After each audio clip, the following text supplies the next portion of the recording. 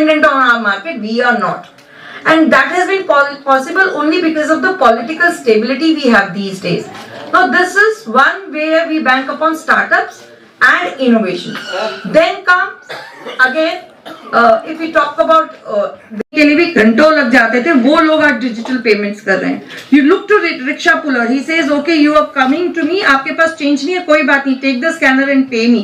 See how India is transforming. So this transformation is going to make India. अब मैं तो ये मानकर जी नमस्कार, मेरा नाम मनोज कुमार आनंद है. मैं हमारी लागत संस्था का सेंट्रल काउंसिल का मेंबर हूं.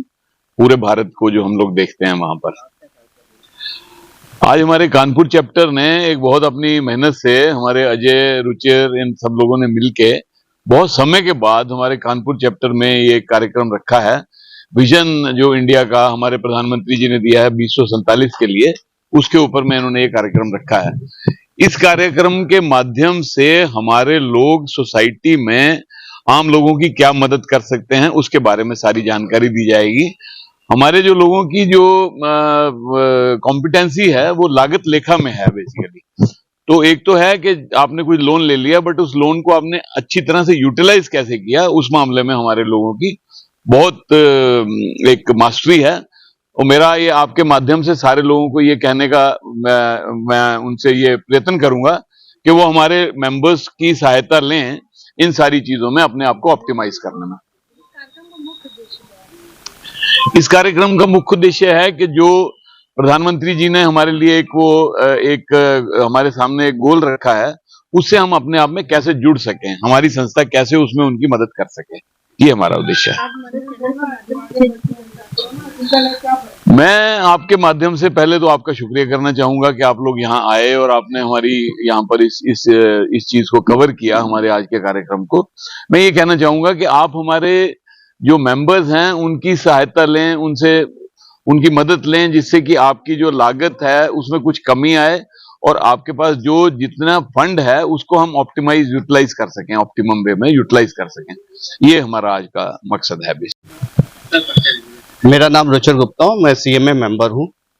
आज का हमारे कार्यक्रम का उद्देश्य यह है कि जो प्रधानमंत्री का जो विजन है, विजन 2047, इसका पर्पज ये है कि हमें एक डेवलप्ड इकोनॉमी के तरफ हमें आगे बढ़ना है और उसके लिए सारी संस्थाएं, सारे लोगों का एक कोलैबोरेशन होगा, जिसके साथ ही कोई भी गोल पाया जा सकता है. कोई भी बड़े गोल पाने के लिए किसी एक आदमी का साथ नहीं चाहिए होता है.